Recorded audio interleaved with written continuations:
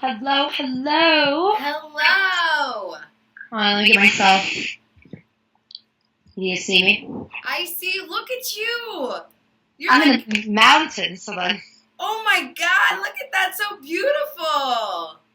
It's so nice. You look so good. Look at you. Thanks. So do you. You look like glowing. Maybe it's the sun behind me. Oh my God, maybe it's like getting out of the stress of Chicago.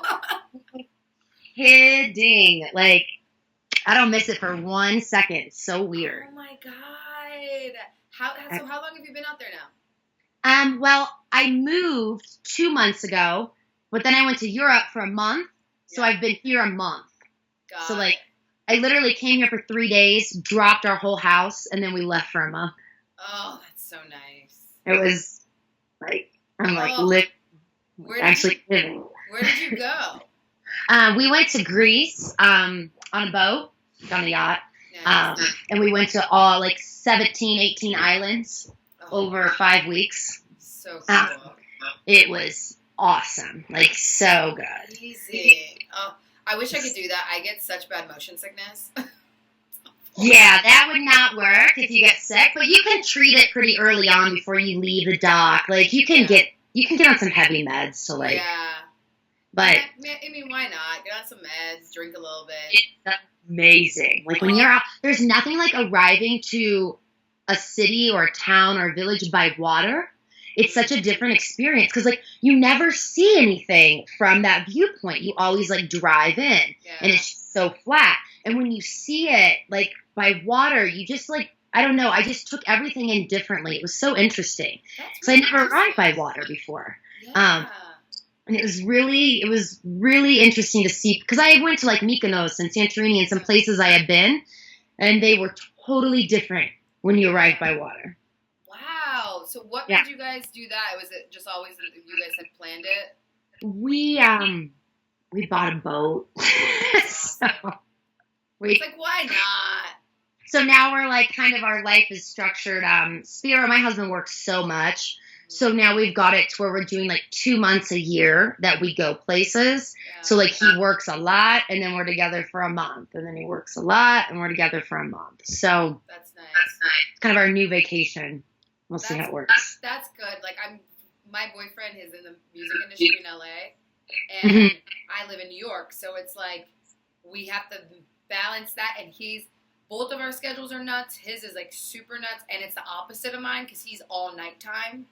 And like in the studio and like whining and dining people, and I'm just like, you're like asleep. Yeah, and I'm like, he's like calling me at 3 a.m. like tonight. Oh, like I've slept like 10 hours by then. I know. I'm like, I'm asleep. Like, go away. We'll talk later. I would die. I'm so excited for this interview because one, your article hit on so many things for me, especially about like. Cool. You're on so many things for me. Yeah, especially like leaving your business and everything. It's like when you're like you can experience it yourself, but when you hear it from someone else, you're just like, yes. Well, that's exactly like when I was my first day in Greece. I like got my laptop. I was like, oh, I'm gonna sit in my office on the front of this boat, and I open it up, and I opened up Facebook, and I saw your article. And suddenly I like opened it up and I started reading it and I was like, holy shit. There were parts of that I actually thought it was mine. Yeah. Like I was like, they were, when you sent me the questions, I was like, wait, is this my quote from something? And they're your words, but they're just how similar they were. I was just like, oh my God, we were sitting next to each other on that panel, both living essentially hell. Yes. And having to radiate this, you know, powerful energy of leadership and X, Y, and Z, and you're like fucking dying inside when you wake up and you're like, how am I going to live till noon? Like, how am I going to do this? Yeah. And I was like, oh my God, if only we could have connected. And then I was like, you know what? We weren't meant to connect in that way because we weren't meant to have each other in that moment because we both needed to like, have that clarity to do that on our own. Exactly. And I was like, that's why we didn't meet. And when you're like, I don't know, I'm really big into energy and things, but I was on the water and all this was coming to me and I was like, well, this is all right. So I was like typing it down and I was like, this is so crazy. It's so it's crazy that you mentioned, especially at Fear Paradox, because during that time, I had literally not even that long ago, maybe a week or two before, I had been asked in ZipFit from like investors to step down as CMO. And it was like I was on this panel and dealing with myself and this shame, but still, like you said, having to project. But also that needed to happen for me, and unwinding and unintertwining of myself from the company, because I knew before that even had to happen, that I needed to leave and it was time for me to do something else. But I feel like the universe was like, no, we obviously need to slap you in the face because you're not getting it. Oh, girl. It's exactly what happened to me. Like, it's because when you learn how to read energy and you learn how to feel correctly what you're supposed to be recognizing. Because I think what happens is you, as an entrepreneur, you start to victimize yourself with certain things. And you're like, oh, I'm the victim of this or that. When really those situations are providing opportunity a lot of times. And we start to recognize something as really, like, mine was a flood that was like a fucked up flood. Like my entire store underwater, which could be viewed as like detrimental, or it could be viewed as an opportunity, which is like, to me, I was like, this is my out. And I knew that was an opportunity for me I needed to wind things down, like, in that moment. But it's so, like, when I read your thing, I was like, oh my God, this is so cool. But no one speaks about it, you know? It's like, and that was it's like mental illness. Yeah, which is sad. And that's why the craziest thing is when Forbes reached out to me, because a friend of mine who had been interviewed by them had seen me speak about it. It was the first time I ever spoke about it publicly in New York. And she saw me speak and she was just like, you need to talk to this writer for Forbes, who was literally doing this entire, like, chain of pieces on mental health with entrepreneurs. It's so funny that you mentioned that. It gives you that. Exactly. It was like I was shook, and then he interviewed me on it, and it was the first time I had said it out loud, especially out loud in a public, like, I feel like even the internet now is more public than the actual public because it can go anywhere. Yeah. And let me tell you, the day that article was released, it was scary but also freeing, because I had told my story up until that point a certain way, and it all was true. Like, I felt like I had been released. But it's a pitch. But it was a pitch. It was I was still protecting myself, and it was like, you know what? I need to let go of this, not even just for myself. Well, mostly it was for me, but it could help someone else, because, like you said, we're not talking real talk about this shit. This happens to so many entrepreneurs. So many go through this, and I'm just like, how am I over here holding back? And this could, one, be helping me, but it could be helping someone else. Yeah. Oh, for sure. Like, hands down. Like, no one speaks about any of this. Like, you create your pitch. That's your pitch. It's all true, like you said. But an entrepreneur is not a celebrity. Yeah. Celebrity world is forgiving. They can, like, blow, like, lines off of a hooker, and, like, it'll be, like, you know, blown up for 48 hours, and then everyone forgets about it. Yep. But in the world of entrepreneur, heaven forbid you have a bad quarter and your clients are fleeing and something's wrong with your decision making and this and that, and you're like, how is this, like, possible? Like, it is, I always say, like, you know, entrepreneurship's like, you're America's backbone. Yeah. Well, guess what? Like, the backbone is what holds everything together. Whatever holds everything together takes a beating. Yeah. Like, we've glorified the word entrepreneur. It's become this coin term. Yeah. You know, said they want to be an entrepreneur growing up, but now you got people that work at home that are saying they're entrepreneurs, and I'm like, don't get it twisted. Yeah. That is not an entrepreneur. Just because you work for yourself doesn't mean you're an entrepreneur. There's a difference. Like, when you're working for a vertical that is established, it gives you all of your marketing goods and your pitches and has national conferences. Yeah, I don't really classify you as an entrepreneur. Yeah. So that might not sit very well with, like, the rodent and fields world, but, like, you're a great boss. I'm sure you're a great manager, of time, but there's a difference between being an innovator, an entrepreneur, putting it on the line. Creating it yourself, hunting it yourself, like all of that stuff. No, for real. All of it. So. I cannot wait. Okay, so I'm going to turn on everything so we can start recording. Do it.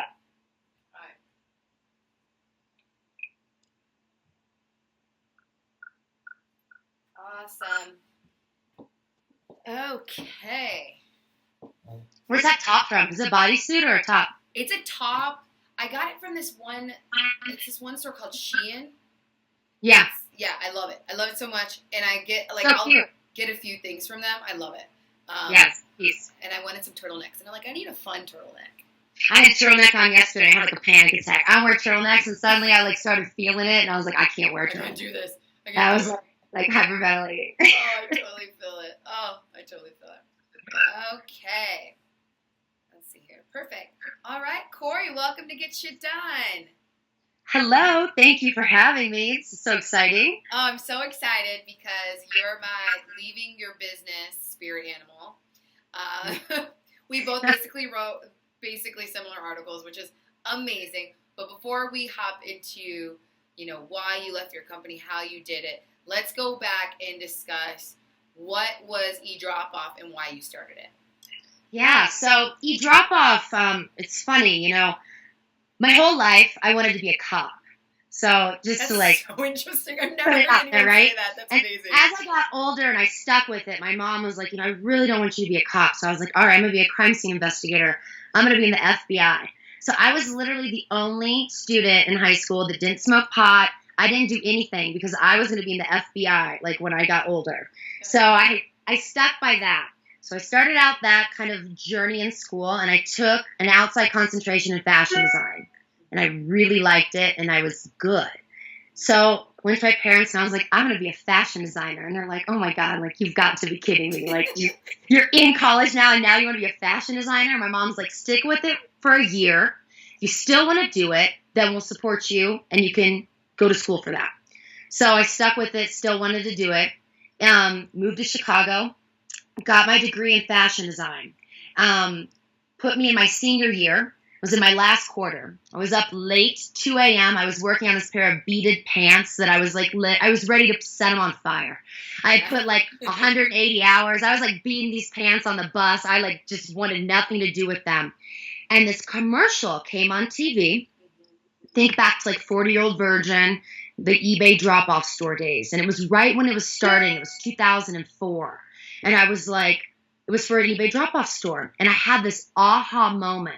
Literally in the corner of my studio, in my Ethan Allen blue painted chair with my sewing machine. And I was like, I'm going to redefine consignment.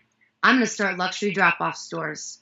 And here I am, 20, $36, in my checking account, broke in school, like we all can relate to. And I was like, this is what I'm going to do. Went to sleep, woke up the next morning, and I that was me.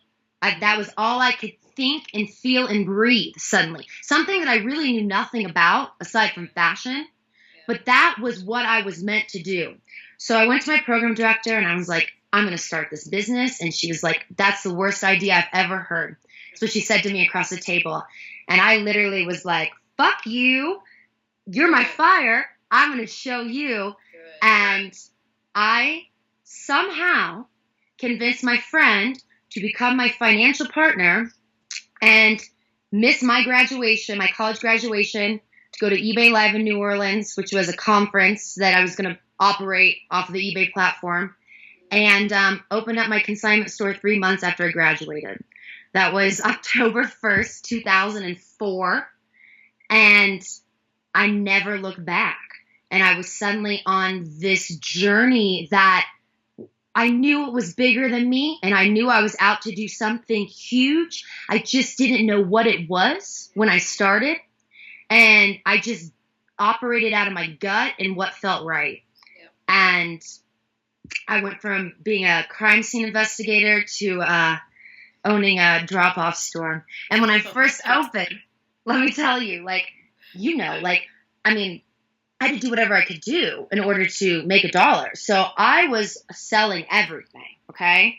I was selling guitars, fly fishing equipment, things, you name it. I was like Pawn Stars. I know things about things I should not know about still to this day. But anytime someone would bring in anything designer, that's who I started focusing on because I knew that I could mold it into that. It's just that you have to think back in 2004.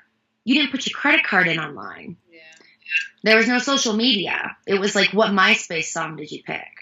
So things were so different, and it's been freaking. It was a crazy road. That's crazy. I always find that the entrepreneurs that never knew they were going to be an entrepreneur is so fascinating because it kind of you stumble into like. I was never that kid that knew I was going to be an entrepreneur. I knew I tested a lot of things. I think I knew I was going to be an entrepreneur. I hustled a lot of stuff.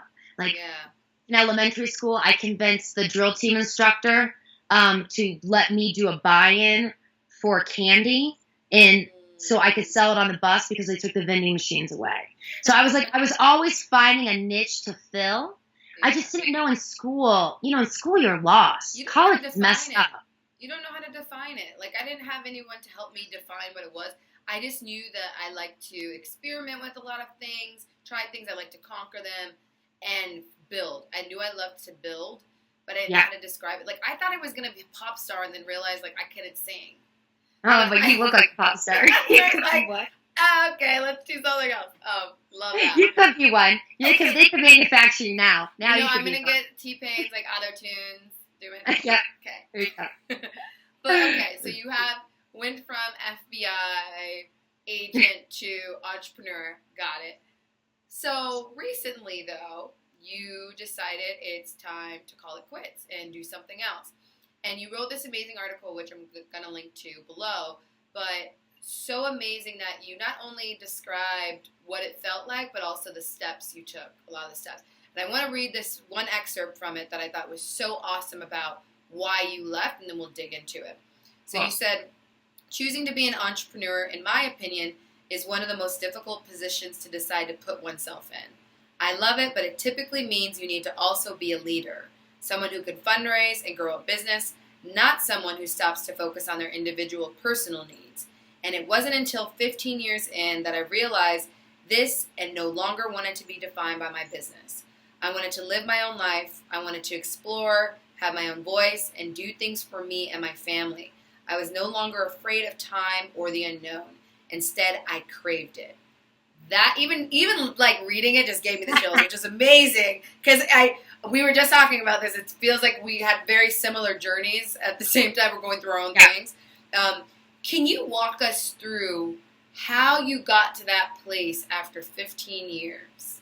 Yeah, it's wild.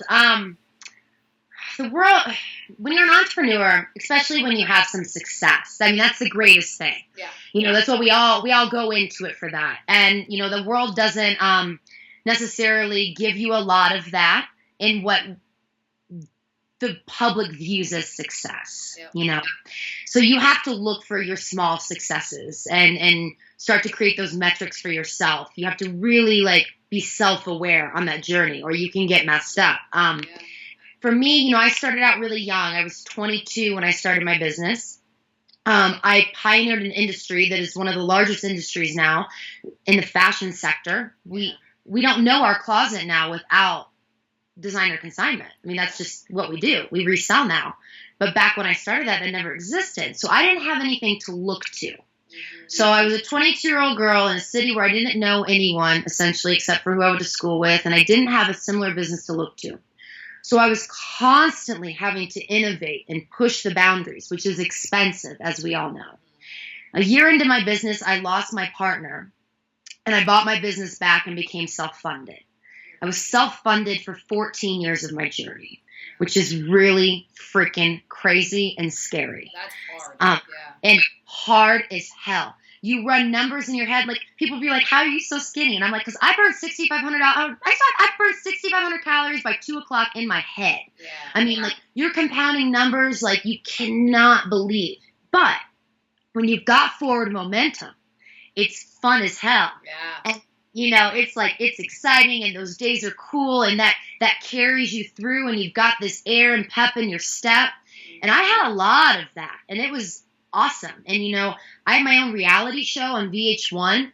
They, a producing company found me. This is back when like The Bachelorette was the only reality show on TV.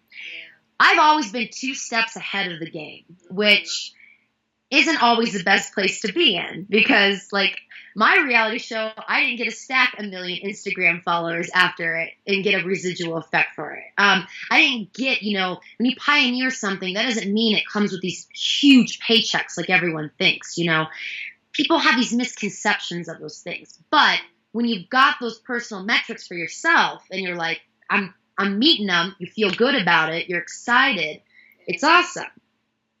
What people don't tell you as an entrepreneur is that when things are so good, like they're so fucking good, you cannot picture yourself doing anything else. Yep. That's when you go. That's when your exit plan should be gleaming in front of you and you get out. That is when you leave. But you don't think about leaving because why would you leave? Because things are awesome and they're so great. And unless you've got a board around you that's like, we gotta make this next step. I was making decisions, so I didn't know that. So if you are in that place, really evaluate what's around you, because that's usually when there's an abundance of opportunity, and that's usually when it's hardest for you to let go. I find. So I didn't know that. So move on. And what I started to feel over time, after about 10 years, was I was being defined by my business. I was eDropoff. So Corri Mcfadden was eDropoff. That's how everyone knew me. And I had a name in Chicago, and most people know me, like if you kind of run in those circles of fashion or art or whatnot.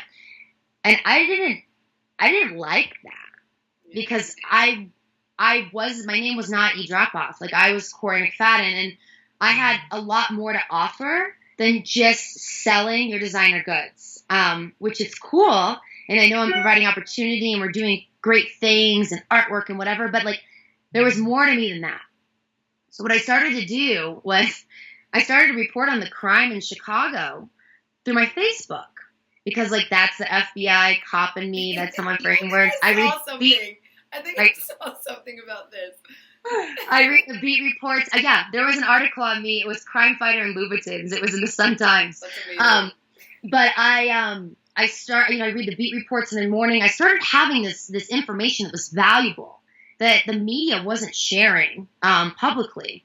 That was the North Side, which is where I lived. So I started sharing that. And it started becoming my outlet in the morning that was different than my business. Yeah. It's kind of like freeing, like a hobby.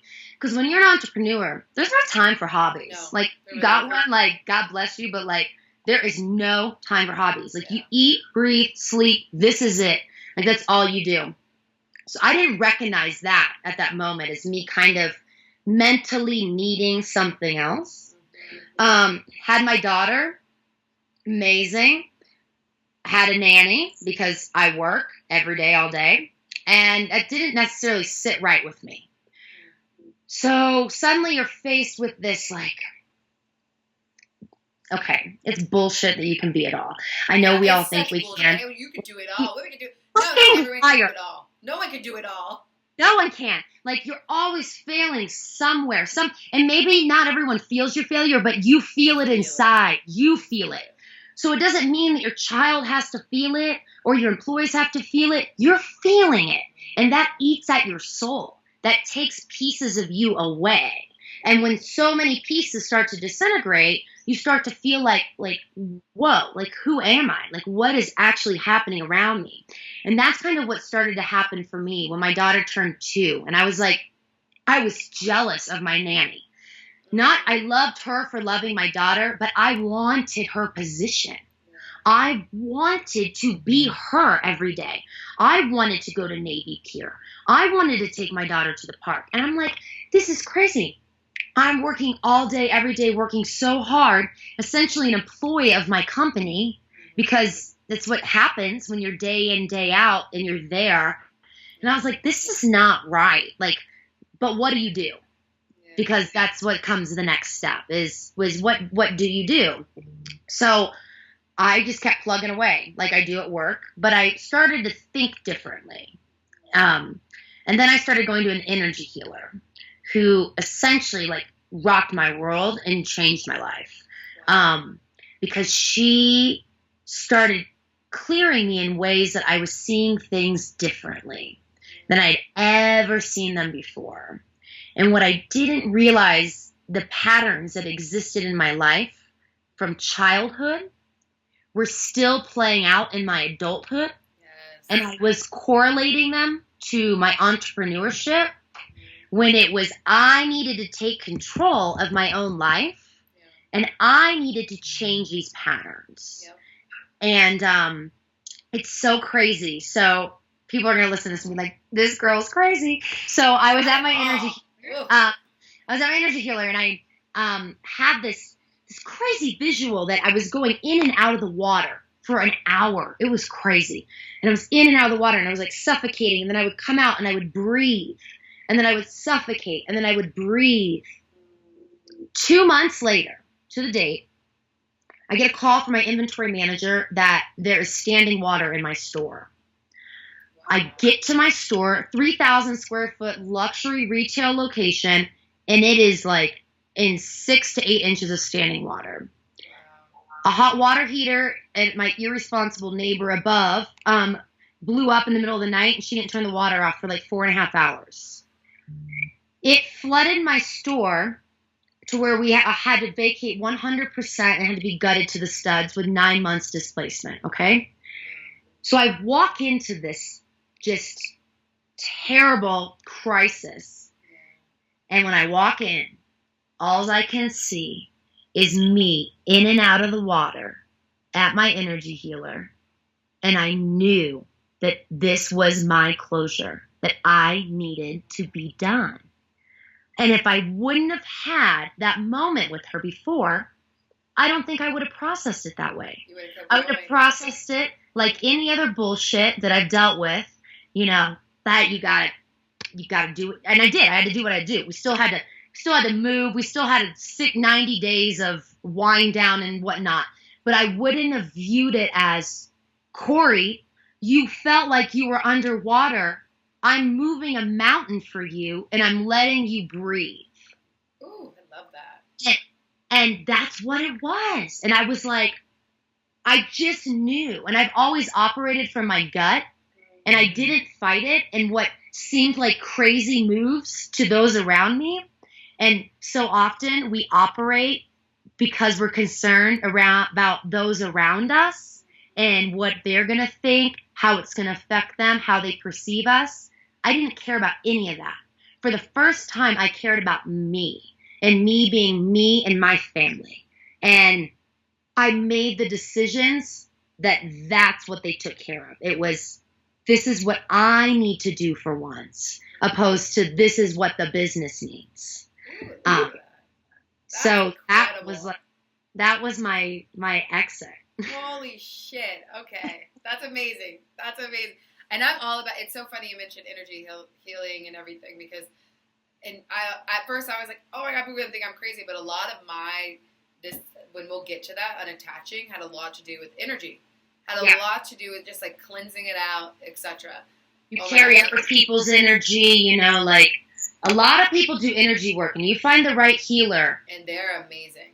Oh, you see everything differently. You process your brain, and it's about, I'm in a really weird place right now because I'm rewiring my brain basically. I'm like trying to learn to live differently, which is like really, really hard. But we don't realize like how much is just ingrained and wired in us from adolescent years and things that we carry from, those around us. It can be someone you ride the bus every day by that you don't realize you're picking up on them and that's affecting you. Like it's really crazy. So when you got a bunch of millennials working for you, like you should be getting your energy cleanse. Yeah.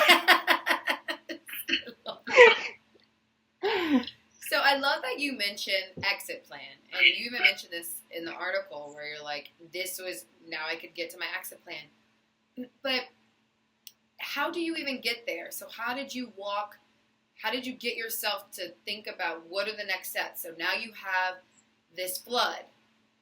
What are the next steps? How's my out? What do I do next? The flood gave me basically this opportunity that was we had to move. So we had to get out of there because the mold could form. Yeah. So we had to get out of the space. So I had to find a temporary location. So once I realized we were 9 months displaced, I had to find a temporary location and then find another temporary location and then carry the morale of my staff, which is already so freaking difficult when you're in a great location. Yeah. And it was like, this is not gonna play out well. Yeah. I just said, okay, I'm gonna take this day by day. Like, here's my end goal. Here's my date that it needs to be completed by. And I took it day by day in between that. Like, you have to create hard lines for yourself because if you don't, then you just have these like free flowing deadlines that just become eternity, of course. You're pushing back. Yeah. You have to create and you have to create your team's momentum in that way. I was very fair to my team when we exited. Fair to them as giving them enough lead time, giving them severance, as well as helping place several of them into new positions. For me, my whole exit, I just wanted it to be surrounded with grace. That's all I wanted. I wanted everyone around me to, it was of course sad, but I wanted them to feel fulfilled. I didn't want anyone to feel screwed. I wanted to take care of everyone. You know, I kept the phones open like they still are. I check the voicemails and the email every day. Like if an old client has a question, like tending to that. I didn't want to just disappear into the dark and like be gone. I wanted to still remain accessible. And like I said, I just wanted to feel good about it. And for me, I'm one that like my moral compass is like very strong and I operate from what's right. It's not that what benefits me. So for me, doing something for once that was about me and what was best for me, I still wanted to make sure I was still helping and protecting like those around me. That was like my biggest thing in doing this whole exit. Man, and those hard lines that you mentioned are so critical. Even when it comes to this series, like I even got scared because this is completely different for me. I've never done media before. What the fuck am I? Who do you? It's that imposter syndrome bullshit. Yeah. But then even when I put a deadline, I'm like, this is when it's going out. It like pushed my ass in a momentum. Okay, this is when it's happening.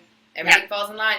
But even before I left ZipFit, I had left Burning Man, had this huge like spiritual like release, came back and just had clarity because people are like, oh, you probably did a lot of drugs. No, I actually didn't really do that many drugs in Burning Man. It was me being away from a phone and having no connection to anybody for 7 days that helped me to release. And it gave me that clarity to see, wow, actually, this is time. And when I got back, it was like I knew myself. I was so attached to it. I needed to give myself a deadline. And I said, I'm getting back. I'm stepping down. And then I'm going to tell them they have me by this date. So when I sat down with my co-founders, I was just like, I'm stepping down. You guys have me until this date to make sure it transition because I'm very much the same. I'm very loyal and I have a very strong moral compass. I get it from my mom. Yeah, and me too. I do not believe in leaving people high and dry and doing what's wrong. But I also need to protect myself because as I mentioned in my article, I was like, you start giving all your energy to everything else except yourself. Yep. Except yourself. And so those hard lines are so freaking important.